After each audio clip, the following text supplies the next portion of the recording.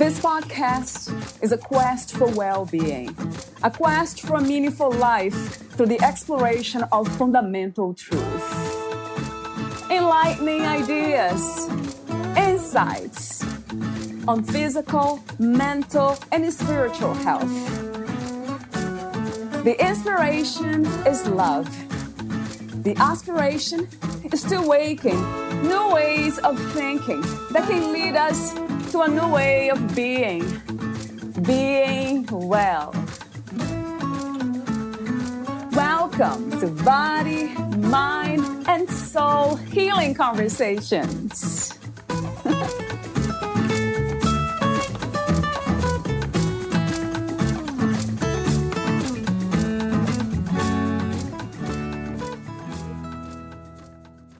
Want to understand differences with partners, family, friends, and colleagues? Try a compelling new perspective on personality psychology. Many common models of human personality assume that we each have a single unitary personality. Personality Parts is grounded in our everyday experience of subtly different but recognizable sub-personalities or parts, which each of us express across everyday situations. We may recognize these parts through internal exchanges or conflicts, e.g., part of me wants this, part of me wants that, or through our experience of family members and others we know very well. Oh, they're being like that again. We find ourselves frequently in the grip or flow of these parts, acting out distinctly different characters on autopilot in response to people and environments. The model is grounded in a range of existing theories, uniting and expanding them from an exciting new perspective. Influences include Jungian psychological type, Jungian analyst Dr. John Beebe, TA, transactional analysis, transpersonal psychologist Professor John Rowan, modern consciousness research, and more. Building on the groundbreaking work of Dr. John Beebe from the last 30 years, it is now possible to map a predictable set of parts that are most noticeable in people of specific personality types. Personality Parts introduces a full spectrum of 64 parts, which are potential ways for each of us to develop our minds. Valeria interviews Richard Owen, MSc. He is an organizational psychologist and coach working with relationships and careers. He specializes in theories of personality, especially those based on C.G. Jung's psychological types, and the work of Jungian analyst Dr. John Beebe in that area. Richard is certified in a wide range of type and trait psychometric tools and is integrating many perspectives into his personality parts approach. This is a way to explore and understand the distinct aspects of an individual that appear in different situations and interactions. Meet Richard at personalityparts.com. Here's the interview with Richard Owen.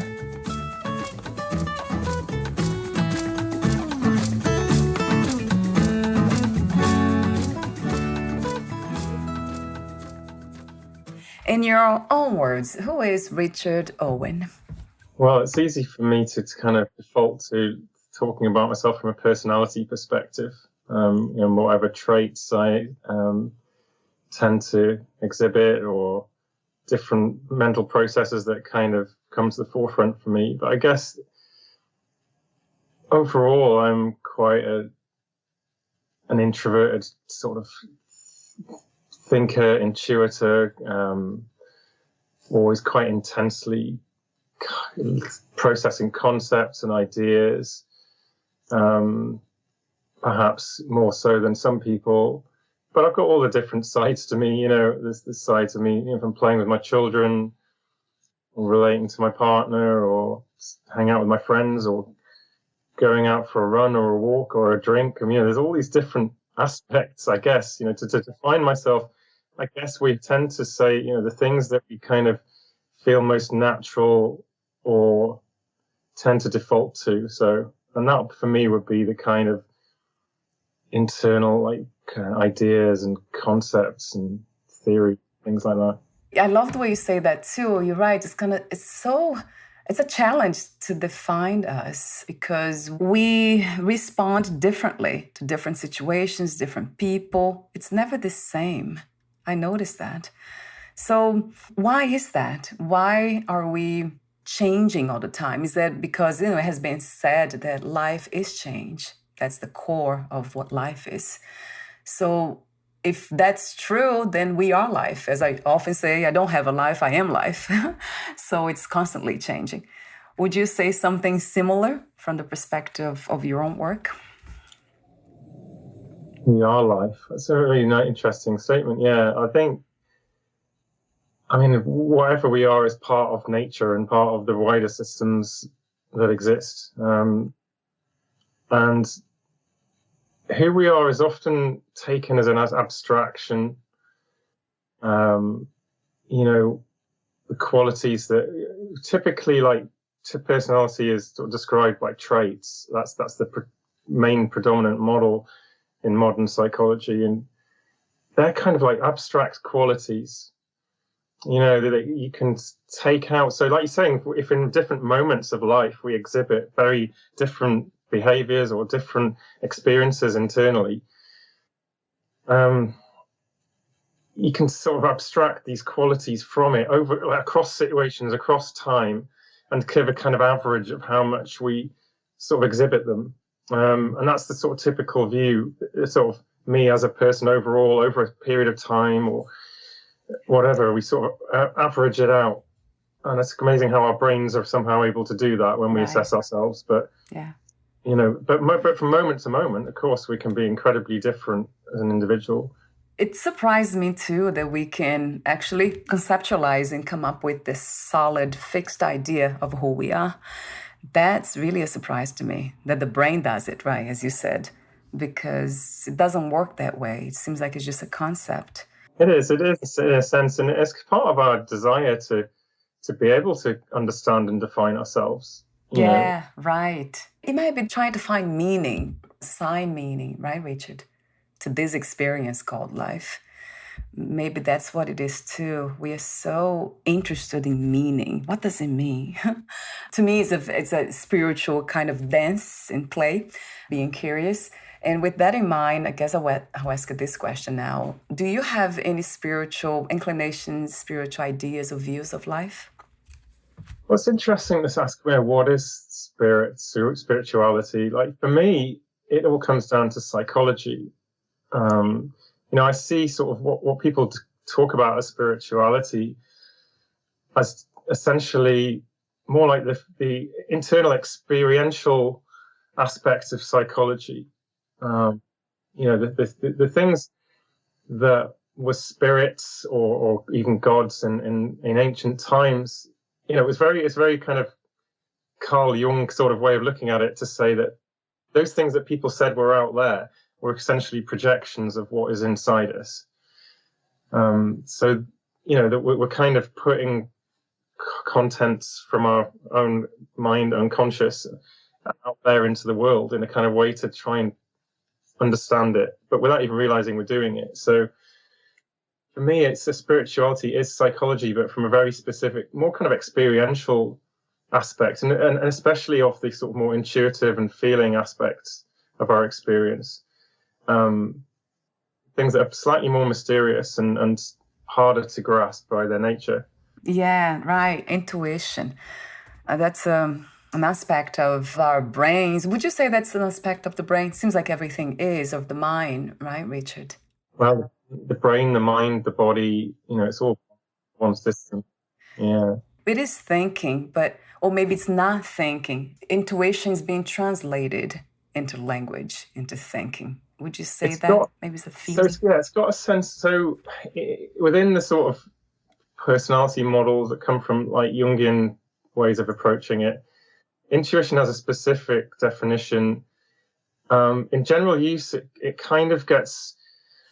It's a broader term that people use to kind of describe anything that sort of is slightly nebulous but comes to us. It like arises almost, and you get it. You receive the contents, and then you go, that's what it is. You kind of, some part of it's that arises in a kind of almost fully formed, rather than us having to labor through it slowly and systematically. But in the sort of Jungian personality models, it's intuition is a perceiving or a perceptive function. So it's always about like seeing what is there, which is contrasted to the judging, decision-making processes, which kind of give a sense of right or wrong or good or bad or some kind of quality. So the intuition is specifically perceiving function. And there's even two kinds of intuition within it. There's the introverted and extroverted intuition. The introverted intuition it really kind of digs into this essential quality of something. It perceives something kind of implicit and abstract about the nature of what something is at its core. And you kind of get it. It arrives, and you kind of like a click moment, and the aha thing, you go, that's what it is. It's like everything you ever experienced about something gets synthesized, and you get this kind of core essence or nature or quality, which it has that's kind of continuous across all your experience of it. So that's the introverted intuitive experience from my point of view. And the extroverted intuitive point of view is it's more of like a kind of fantasy, imaginative sort of experience, and also very much about relating things in the present moment to each other. So it's much more like about running through scenarios of what could be or what could have been in your head, and almost like dreams in a sense. Yeah, I was about to say that actually about dreams too. Is that an imaginative kind of part of us? But how interesting the way you describe, from that perspective, introvert and extrovert intuition. And what comes to me when I think about intuition, it seems like there's no process to it. It's not a process. I mean, for me, it's not a process or processing thing. Or maybe it's not a thing at all. It's just this, it's very subjective. Then I also tend to see the broader, larger view of life. So being able to see from the top of the mountain, per se, like in whatever situation is a challenging situation, instead of focusing on what's happening, then there is something that comes in and shows me the big picture of that, which is, it's always about love or something that kindness. I relate intuition to love and kindness for some reason, not knowing exactly why. Well, that is the other side to what people often typically use the word for, is what is called the feeling function processes. So exactly those two experiences, like the extroverted feeling, often being described very much in terms of love, in terms of heartfelt sense of connection or relationship, and more broadly into like the pro-social kind of aspects of us as human beings.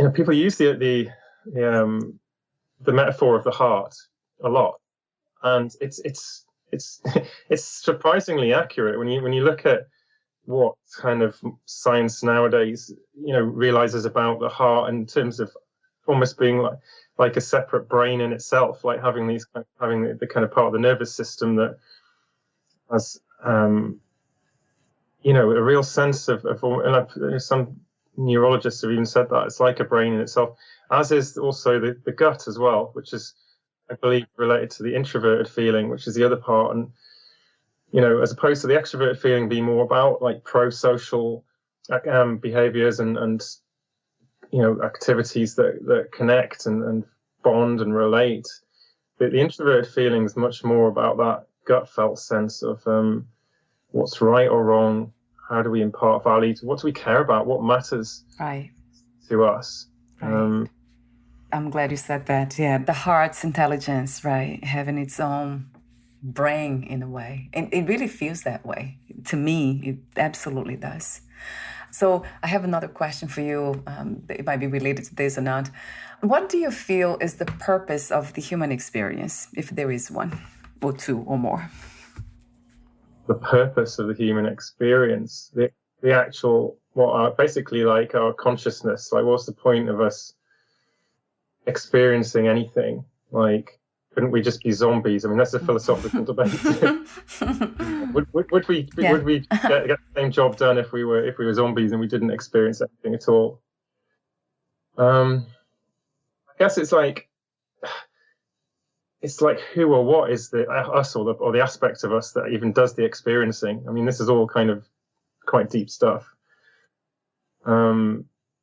The purpose of it, I mean, scientists have done a lot looking into consciousness, like what is the purpose of it? I can't remember all the arguments offhand, but it's essentially consciousness. It gives a sense of binding and unifying the mind and the brain. When things become conscious, they kind of have this global ignition of the whole brain.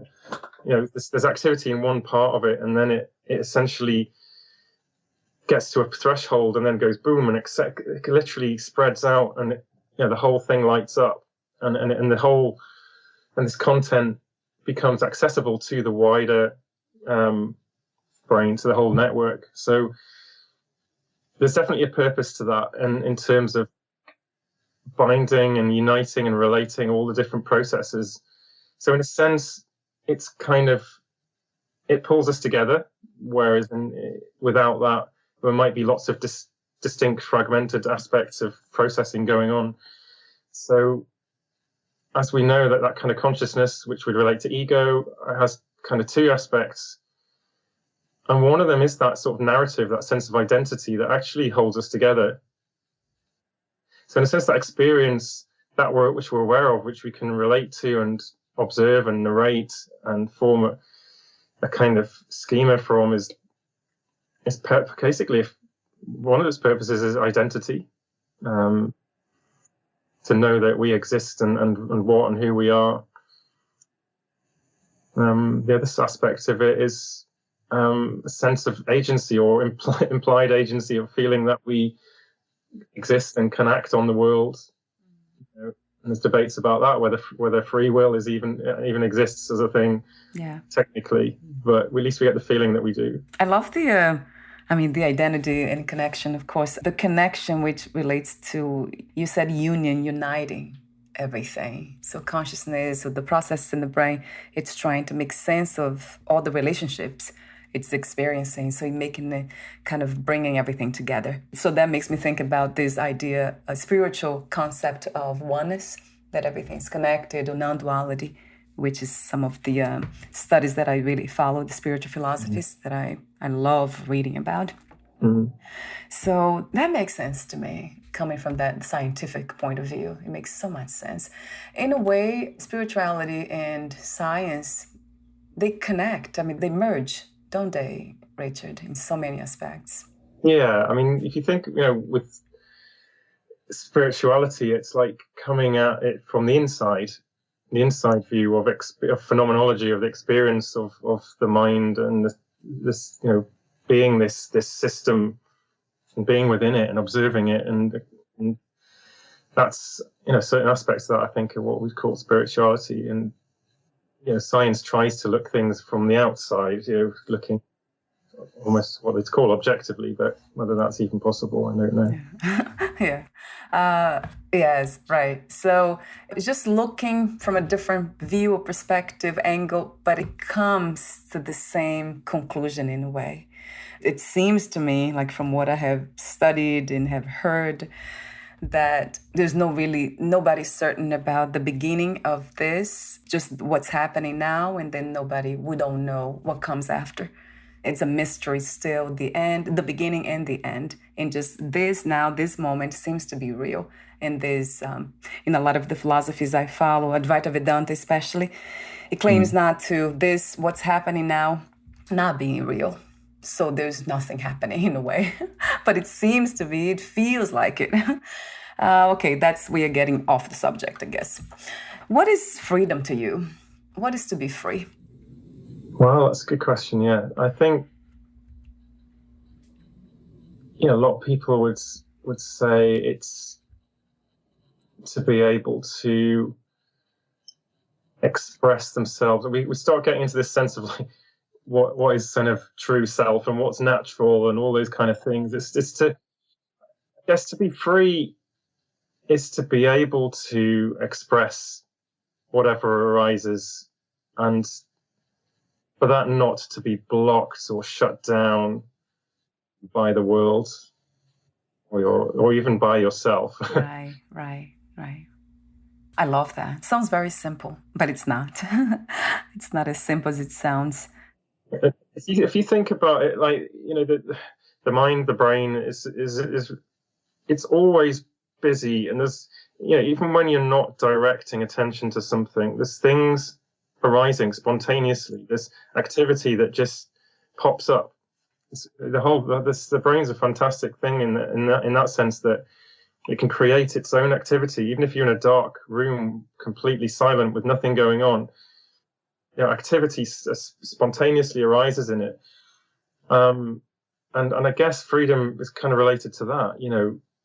If that stuff that spontaneously arises for whatever reasons it does in you, is able to do that, and then able to find a way to manifest itself in the world, then I guess that you could call that freedom. Let's talk about your work, Richard. You are an organizational psychologist and coach. So the main question about what you do is, how did you become interested in psychology, and how did you become who you are today, to be here now and do what you do? How did this come to be? How was this created, per se? Well, it's quite a roundabout way, in that, initially when I was younger, I studied physics and chemistry and maths and things at school. Went on to do a chemistry degree, but then I actually started to seek my own meaningfulness from life. I sort of ended up training in IT support and things, but it really didn't give me much sense of passion. So at that point, I just realized I really had a love for music. I guess I always had, but I wanted to take it more seriously as a career. So that launched into almost a 15-year career in music as a musician, sound engineer, promoter, all kinds of different things. But somehow along that path, I started to, as I always had as well, being interested in myself and what was going on, and psychology from the inside perspective. Why am I like this, being me, and what's going on, all the usual stuff. And I found some kind of information and useful things, read stuff, and it just sort of grew from there. But the personality stuff, initially coming to that from the sort of typology perspective, was quite insightful for me in getting a sense of what was going on for me. And it just grew into an interest that took over things, and went back to university, did lots more training and all kinds of things, and just took that path, had a change of career. So that's essentially how it grew out of, again, a passion for myself and understanding myself and others. And the whole psychological experience and process that we're part of, that we are essentially what we are, this experience, and trying to, it's one of the last great mysteries of the human race, isn't it? That's interesting to hear that it comes from that self-interest of knowing yourself and the mental processes, and then you just externalizing that. So in a way, you mentioned briefly about free will, that there's a lot of debates around that. It feels like we are controlling life, but it's almost like a knowing aspect in me that says you're not controlling anything, because there's a core you in here anyway. So there's just life, parts of life, kind of dancing and doing what they do. So that makes sense to me. So the work, what do you do, kind of found you, just brought you to this moment, but it's not really, it was never programmed or planned by somebody. So I would love to hear more about the personality parts approach that you teach and work. I know I have a lot of questions here about it, but initially, so talk to me about that, Richard. Yeah, so personality parts is a name that I've given to my perspective on this particular personality model, which is based mainly on the work of Dr. John Beebe, who's a Jungian analyst from San Francisco. who I've been very fortunate enough to learn from directly, and I'm a great follower of his work. And I mean, he's building on people like the work of Carl Jung and other analysts and Jungians who've followed in that tradition. But he basically tries to take the typology, which a lot of us have come to know through the modern day interpretation by like MBTI, like Myers-Briggs, that kind of thing. But he's gone back to the actual Jungian roots of it, and it's actually interesting how different that can be to the interpretation of MBTI, and to put it back into the context of a broader context of what Jung was doing in terms of his dynamic model of the psyche, of the mind system, the conscious and unconscious, and other aspects that kind of didn't, because they're kind of too complex for a very simple system that's designed to be rolled out on scale in the workplace. But at the same time, when you do that, it's something you lose a lot of the depth and the understanding of the context. So he's trying to bring it back into that, bring back in the depth to typology. So my model of the personality parts is my own further way of interpreting it, and then trying to reintegrate it with more mainstream psychology, whether that's consciousness or cognitive psychology, because I do believe this stuff, it's kind of got out from the mainstream because it uses different language, different terminology, comes from a different path. But fundamentally, for me, it explains and lines up with the experience for people, and it always amazes me how much it can really get people's personal self-experience, the phenomenology of what's going on for them in their mind. It's kind of a model built from that perspective, and I think, if it's valid in that sense, then we'll find the connections to the external view. It's all there. It's all there in the literature. It just needs to be reinterpreted and reconnected. We're just talking about the same things from different perspectives with different names. So that's part of my journey, is to try and reintegrate this way of looking at the mind and the personality to the mainstream. When I hear you saying that, I think about this almost like for professionals. Most psychologists will be very interested in your work, I'm sure. And from the perspective of a lay person like myself and so many people out there, I guess the main question is, which I have some ideas, what is the main purpose of your work? What is the core? So yeah, you're right. Bringing it back to the experience, talking in lay terms rather than to the psychologists. The purpose of this is to help people understand the experience of being themselves, and how that differs in different situations, and how that in effect there are different parts of themselves that kind of recognizably different characters that crop up, even like internally within their own experience and also within their behavior. So you'll notice this very straightforwardly from relationships, any kind of significant close relationship, whether it be a partner or child or parent. Once we've got past the honeymoon period of a relationship and all of the, we let fields down and things start to come out, you will always see these different aspects, these parts of people.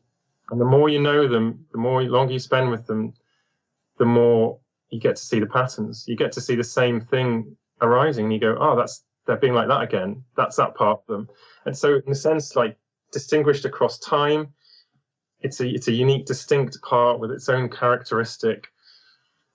And it's like the model built on Beebe's work, it's to provide a kind of map to that phenomenological world of these parts. It gives you a sense, the possibility of recognizing them, of naming them, and understanding their nature a bit more.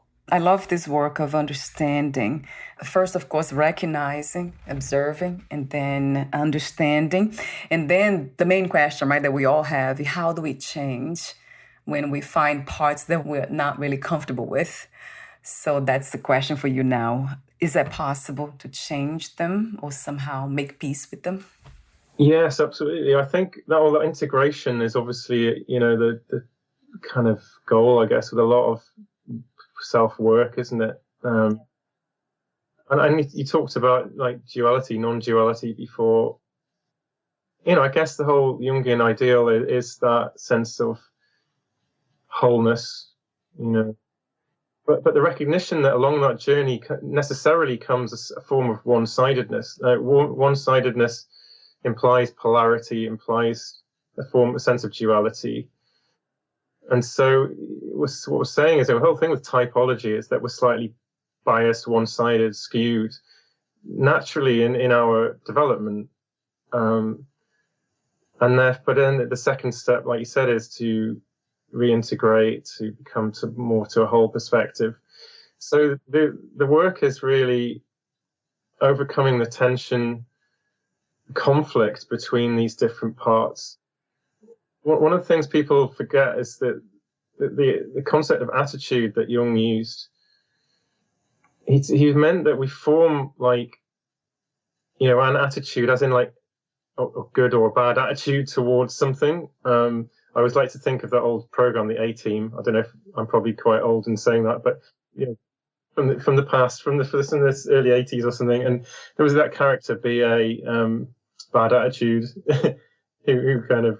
I don't know. Yeah, it's just it might be the TV thing. Is that on TV? Yeah, it was a TV program. Yeah, I don't watch TV. It might be that too. It's not really the age. This guy, BA, he was famous. Shut up, fool! Called everyone fool. He had a bad attitude towards people. All right. And so that kind of attitude, like that, we naturally, without realizing it, form an attitude towards certain ways of being. And therefore we kind of negate and shut ourselves off from certain potentials within ourselves. That's a big part of that whole polarization of one-sidedness, and then we end up projecting it onto other people as well, and then going, oh, they're evil, we hate them, they're bad. Yes. But we're doing that to ourselves. Like if any time you hate somebody or something else, you're essentially like externalizing an internal conflict, and therefore, robbing yourself of something that you could have. Oh, wow. That's a beautiful insight. I mean, a beautiful message to just kind of sink in, pause, and because it is so true. You can't really see something out there if it's not here. I cannot have conflicts outside of me if they are not within me. That has been very much established, like understood by whoever this is that I call me, that anything that I am not at peace with, I know it's here. It's my perception.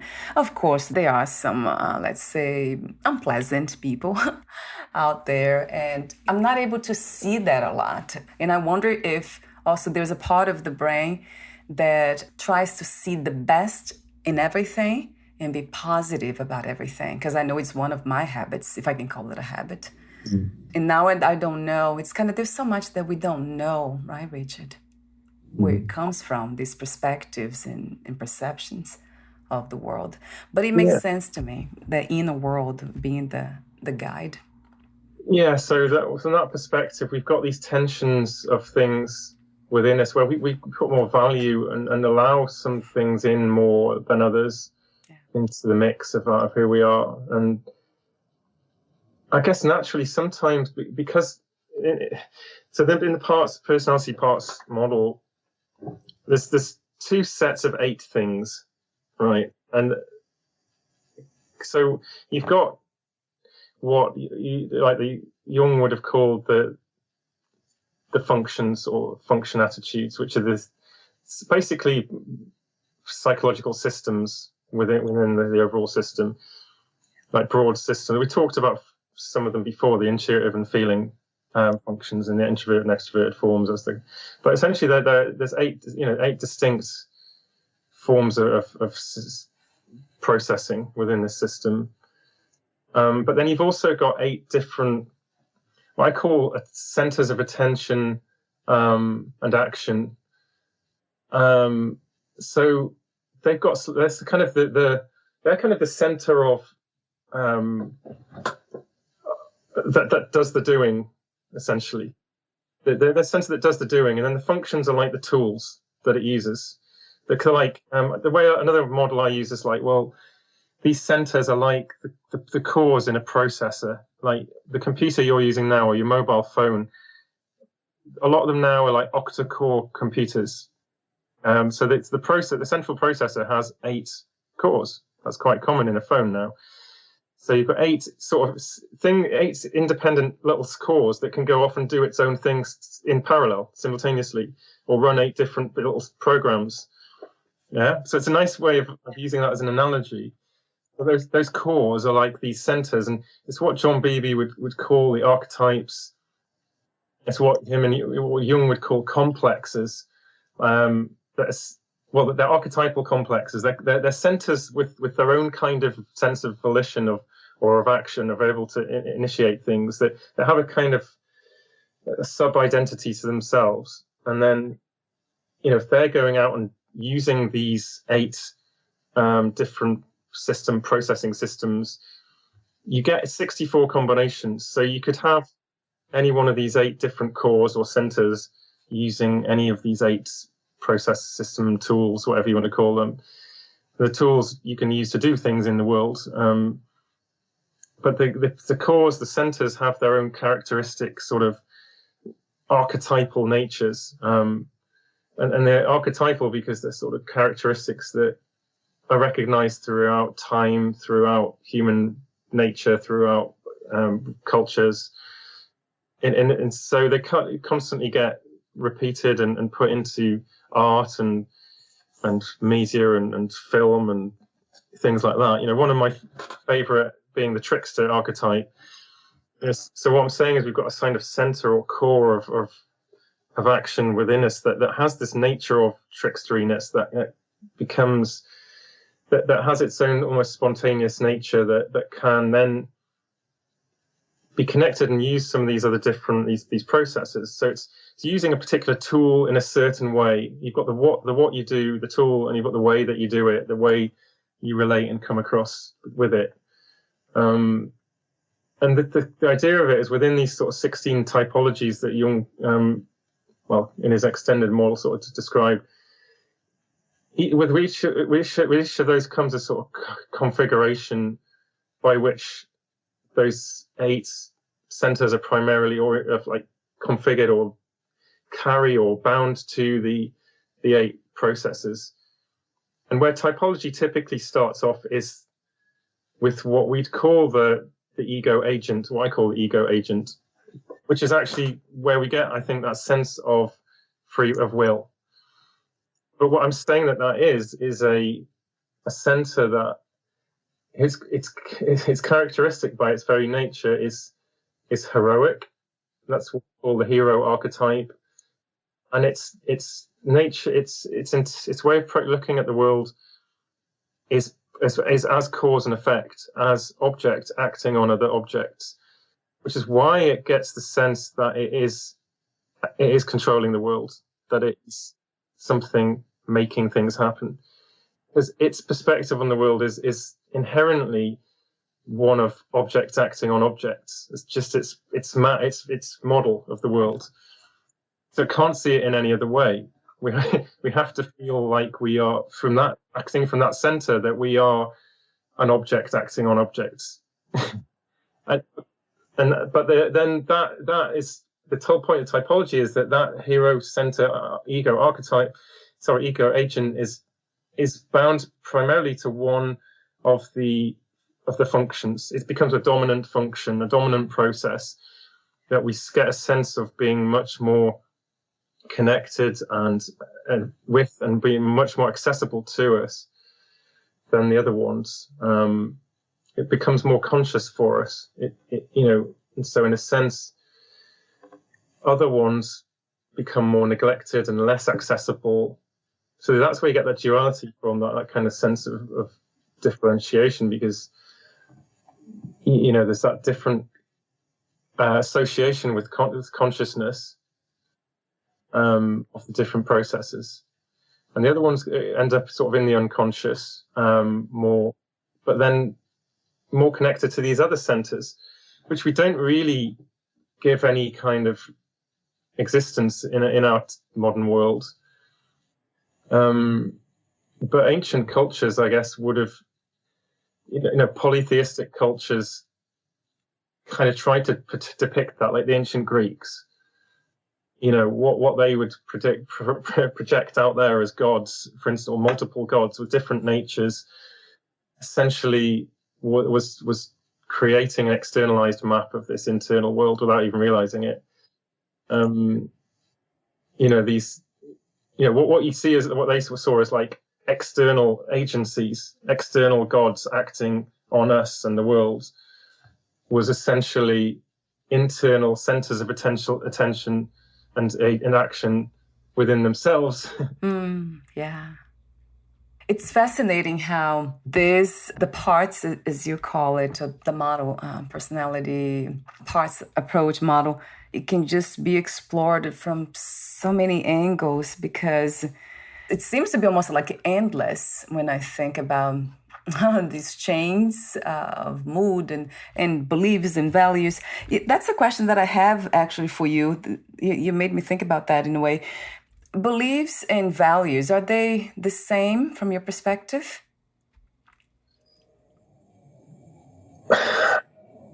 It's interesting that one of them is more of a kind of perceptive thing, and one's more of a kind of judging thing, more of a rational thing. So, belief is like almost like this is how the world is. The value is like this is how it should be. But each of the kind of these, when you get to know these different 8 sort of functions or systems, and how they process the world in different ways and have different perspectives, that you get to realize that each of them has a different kind of value set, or each one believes that the world is a certain kind of way, or that this is the way to model the world. In a way, they are limiting, aren't that perspective, their view of life, it's limiting. That's what it sounds to me. I have tried to discuss here, and I ask myself all the time, is it possible to navigate this world, this reality, without a belief system, without values, just being open to life and being present to whatever is happening in the moment? Is that really possible? Have you tried, Richard? For a person who's driven by a perceptive process or inhabits that a lot of the time, that's quite a natural way to go about things. If you're coming at the world from one of the functions that has a perceiving like lens on the world that is looking for how things are rather than deciding whether they're good or bad or whatever, then yeah, it's natural that you are just going to kind of take what's there and want to know more about it. Right. And what would that be, that archetype?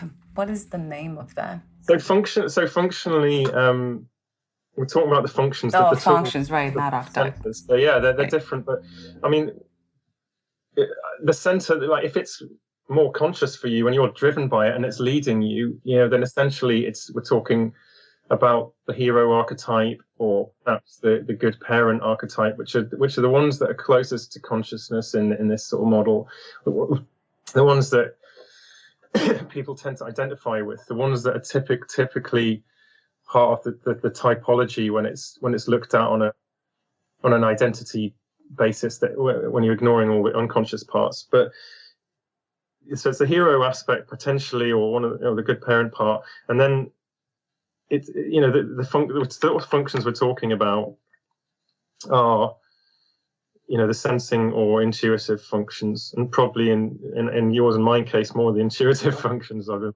guess. So perhaps extroverted intuition. People driven by extroverted intuition often tend to be quite like polymaths, like always endless interests in wanting to know how the world is, and constantly expanding into 100 different side shoots of possible exploration. You know, so that sort of way of it, when we're driven by that, it's just it's like unraveling the world like an endless ball of wool. That's so interesting that you said that, the good parent, because when I looked at it, that was like intuitively, like my whole, the body, mind, whatever, it just, but the attention in me went straight to the good parent when I was reading those words. So that might be the one in my case. So the conditioned mind and body that I carry, that might be being guided by that. How fascinating. And then you also talked about, if I recall correctly, the light side and the shadow side, the each function, right, Richard? Yeah. I mean, it's interesting. Like, you can then split these 8 sort of centers of action and attention into 2 sets of 4. You know, in this sort of way model. Then you've got those which are called the light side and the shadow side. And what's the difference between them? I mean, it's tempting to just go, oh, one's positive and the other is good, one's bad. Right. That can rile some people massively. Some people, that clashes with their value systems hugely. So it's not the best way to go about it. I've tried to get a sense that, and even this sounds judgmental to say that, like, the light side is perhaps constructive and the other side destructive. But within that, you've got to accept that there's a sense of, there's a place for both of those things, you know, and a sense that, well, the modern world's become overly identified with the light side, in the sense that, you know, growth becomes our metric for everything, and we have to build and grow and expand. If you don't cut away and break things down at the same time, it's not sustainable. And so, you know, nature understands this, that, you know, plants, animals, it all has a cycle of life, of birth, growth, decline, death. You know, there's nothing inherently good or bad about birth or death, but there's something implied within culture that seems to put it one way. It's incredibly hard to look upon death as a good, positive thing. That's the problem, you know. So, and within that becomes the conundrum with the shadow. You know, if you can see the positive side, the benefit in death, then I think you've probably cracked the mystery. You know, understanding that the shadow is just as much an important part, a valid part of nature and our nature. But it's really hard to accept that in our current world. You know, that actually, you know, death, destruction, and all these things that people are obviously understandably horrified by, have their place in a larger cycle system. But when we're in our own shadow, you know, we can exhibit all these kind of destructive tendencies. And it's hard to try and give that value for what it is and accept it. So hence we don't want to be associated with it. So, you know, it becomes denied, it becomes rejected. But that prevents integration. Right. This kind of contributes to this whole splitting and duality and this one-sidedness. Wow. What a beautiful message. Another one. Thank you for saying that, because it resonates true to my heart and it makes a lot of sense to the mind. As of this moment, is just, that's the truth to me, that there's nothing good or bad, but it's just a system. Life is a system of processes, and cycles will end. We see that in nature, as you said. So, I mean, that's logic. Without destruction, without end, we cannot have rebirth or renewal. But because we don't understand, because we don't know, and we really want to know what's going to happen after death, maybe that's the reason why we judge and we're afraid of it, because we don't know. And that what I have been exposed to lately more than anything, or attracted to, is the idea that I don't know.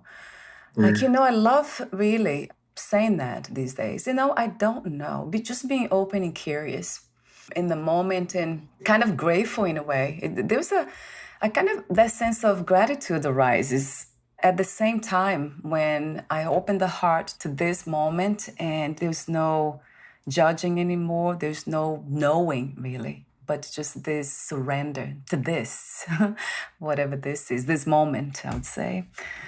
So I think we hold on to a lot of the idea, let's say, not the concept of the knowing aspect of life. And we want to know something in us. It might be what you call the ego agent that wants to know, it wants to have control of this journey. That's exactly how we get lost. It has been my case in the past. We've got, that sense. I mean, I think there's two aspects to the ego. That there's the ego agent, but there's also the ego narrator as well. And I think that they're kind of separate. So, the narrator is like, I guess what some people would call the observing ego, the sense of like it's the thing that's watching and telling the story and explaining what's going on and putting it into words and putting it into meaning. And in a sense that it's a separate thing to the ego agent, because you can have that sense of narration, of observing, of things happening within yourself, things arising, or behaviors like gripping and expressing themselves without then feeling you've got any power to control it. And without feeling that you intended it, you made it happen. It happened by itself. You've got no way of stopping it, but you've kind of got a guilty sense of knowing that it's happening and being able to then hopefully describe it and maybe go to a therapist about it. Yes, right. I mean, I didn't know the term, of course. Thank you for letting me know, in the audience know the ego narrator and the ego agent, right? They are separate. They're terms that I've given them because I think it describes, but the narrator, I think that's something that's been used by others in terms of a certain aspects of the brain that's been researched, if that is the right term.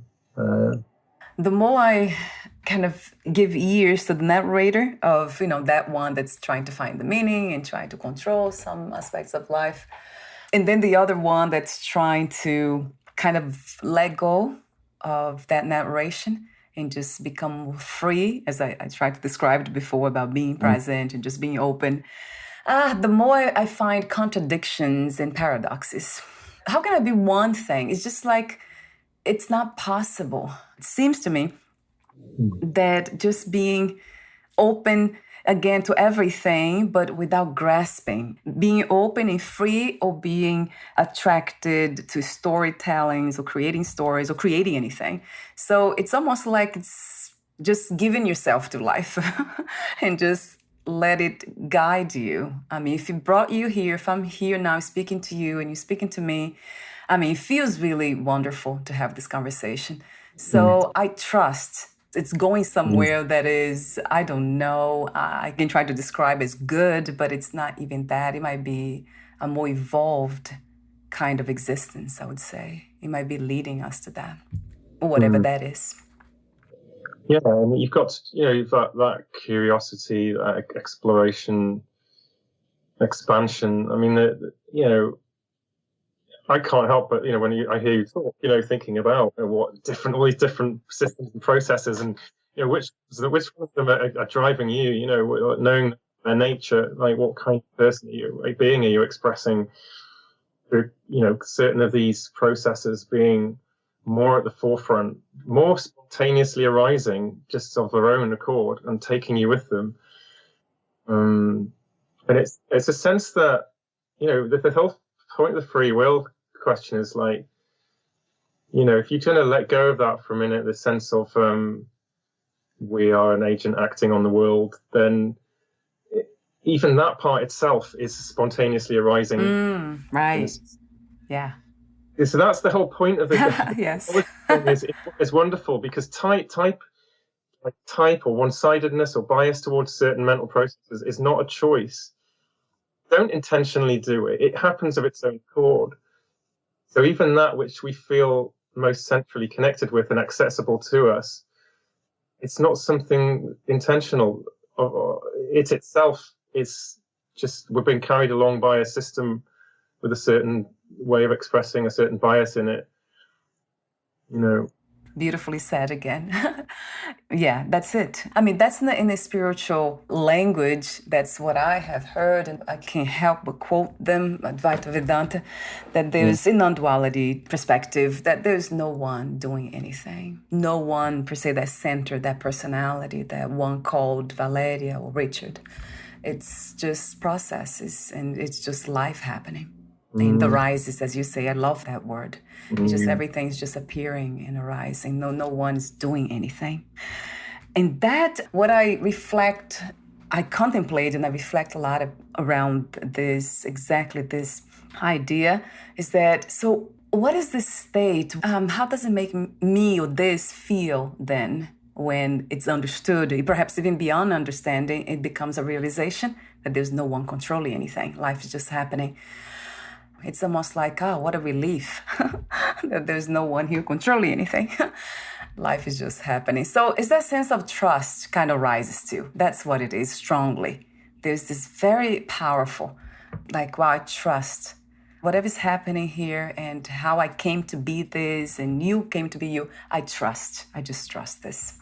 It's a lovely feeling, really, of trust in life. And there's a part of us, sorry, well, there's an aspect of going with the flow and trusting excuse me, so trusting that system, expressing and but supporting the process of the mind growing and expanding and understanding it through models, but like supporting it. And I guess that's what this kind of model and like what a lot of Jung's work was about, is trying to support that, what he'd call individuation process, or the process of using the conscious mind to try and then unpack and reunite what's going on and to understand and accept all these other aspects. Because although there's nothing per se in there controlling it, I said when you look at this model, you get a sense that there are distinct parts or aspects that kind of have their own independence to some degree, their own ways of looking at the world that we can drift in and out and get gripped by, and it's trying to understand them and give them all in understanding, give them all a place in our kind of internal family, and become whole in that sense. Yeah, and that might be what I call trust, might be exactly that. It might be, because it sounds like now, you're putting words to it that I didn't have before. But yeah, of course, the sense of wholeness, right? So it's almost like, it's beyond acceptance, really. It is a sense of trust that all these parts, they know what they're doing. It's almost like being guided by divine intelligence or life's intelligence, and letting those parts, they seem to be independent, but they are not. They're connected to something much bigger, life itself.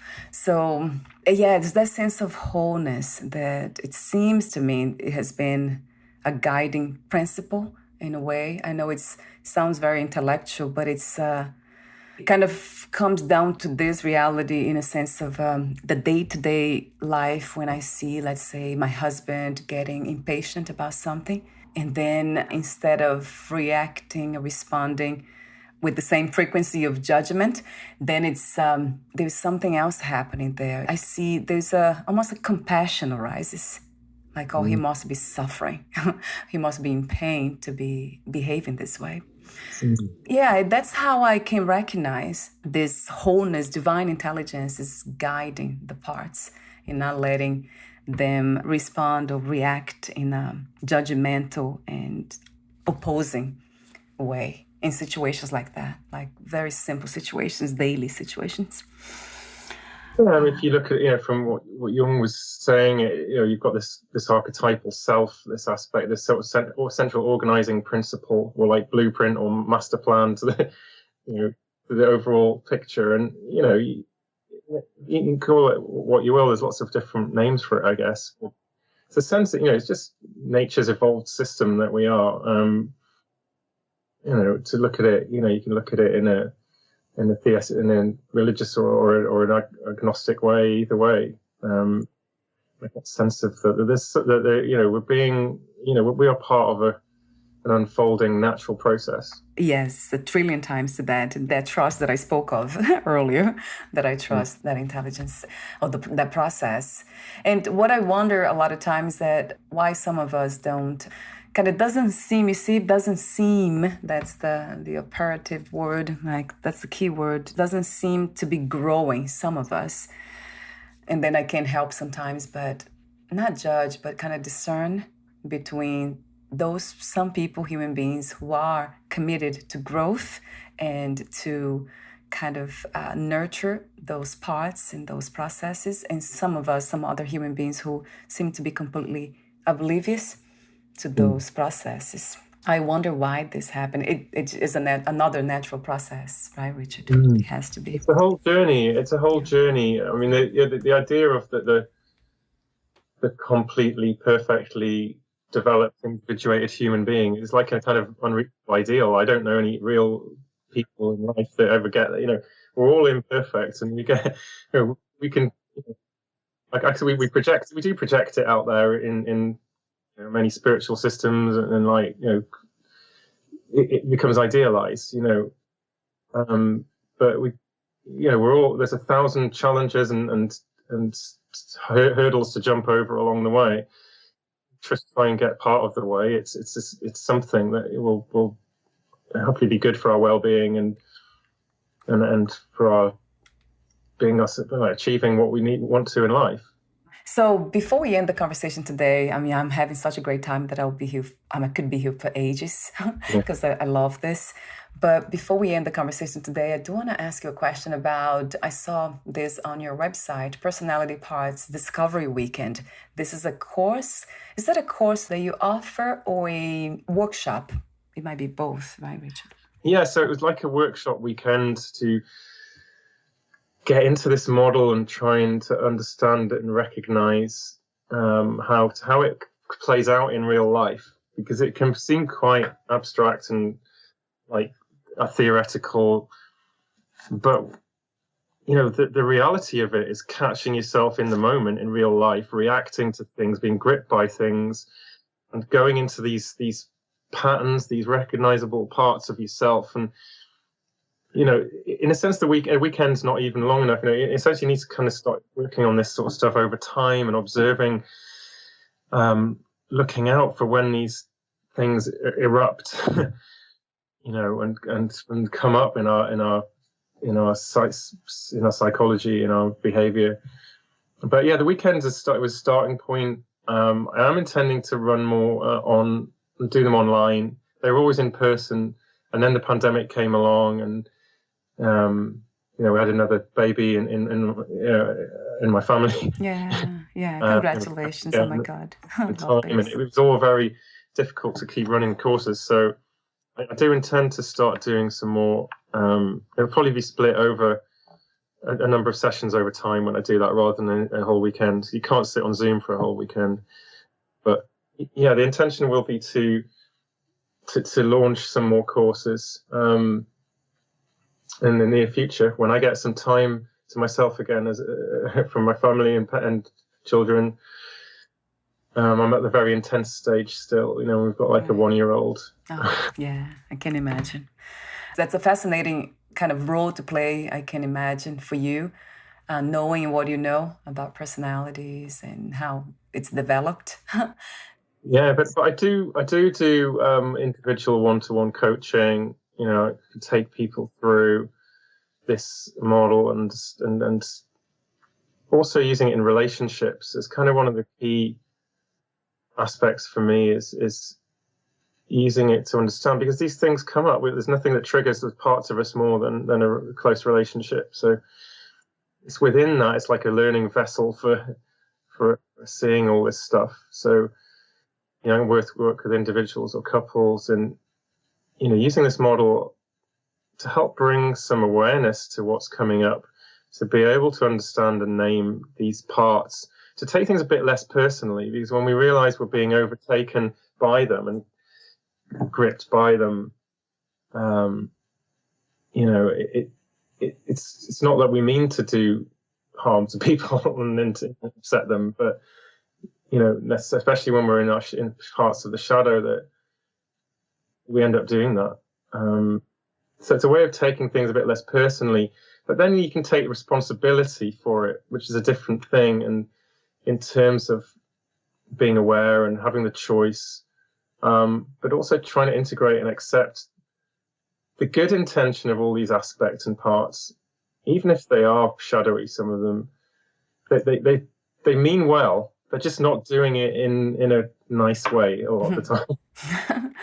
Yeah, so it's almost like guiding them, or integrating. I love the word integration. Yeah, but they're not going to let go. They're not going to let go until at least the principle or the message is validated and understood that they're trying to get across. And then we can intentionally try to achieve the same ends in a way that's less destructive.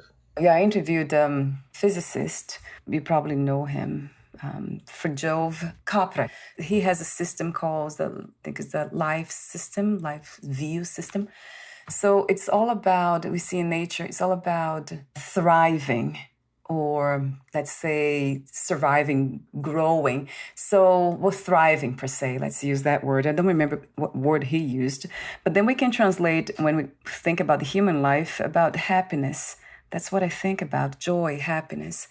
So you just reminded me of him now. So by integrating the shadow, then we can create this environment that's more fertile for happiness, for inner peace, for joy. So it might become a more pleasant experience to have in a human body. Yes, and of course he wrote the Tao of Physics, right? And so yes, I mean, Jung himself drew the parallels between sort of like typology, this dynamic of conscious and unconscious, and Taoism and yin and yang. In a sense, the shadow, light and shadow, it's the same thing. We've got that kind of that yang, and then the yin of the shadow has become put into that kind of category. But yeah, they're just different sides of the coin. Thank you so much, Richard, for your presence here today, for our conversation. It just has been very enlightening. I have to use this word too. It just came to me. Thank you so much for being open to this experience called life and for doing what you do. It seems like all the parts in you, it's uniting themselves to guide us somewhere, which I call evolution or expansion, perhaps. Thank you. Thank you, Valeria, for inviting me along. It's been a pleasure and really interesting conversation. Thank you again. And before we say goodbye for today, where can we find more information about you, your work, products, services, courses, and future projects, Richard? So I do have the website, personalityparts.com. There's a contact form on there if anyone wants to reach out, and interact, ask any questions about it. It's an ongoing development and journey. I aim to go and do a PhD developing this in the future. Hopefully, people want to learn more about it, come and ask me. And you might see me at certain conferences or typology organizations like the BAPT in the UK here, and OSAPT in Australia, APTI in the US. So they do conferences around sort of psychological type. So I often talk at those as well. And so that's another place you can hear me. There's things on YouTube. Obviously, it's how you found me. Videos, me going on to explain more about this. I know some people listening to this today, might still be confused about the kind of the theory and the ideas that I'm talking about. But some of the videos will help to explain that more in a sense that it's got images and things. Yes. And it really does. So I'll have your website on the podcast profile and also the YouTube link. I'll have both there. Thank you so much again, Richard, for your presence, and we'll talk soon. Bye for now. Thank you, Valeria. Thank you.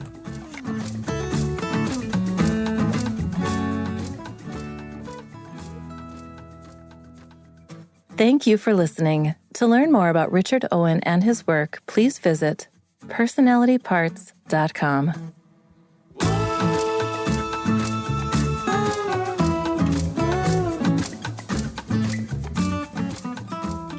To learn more about this podcast, please visit fitforjoy.org/podcast. Thank you again for listening, and bye for now.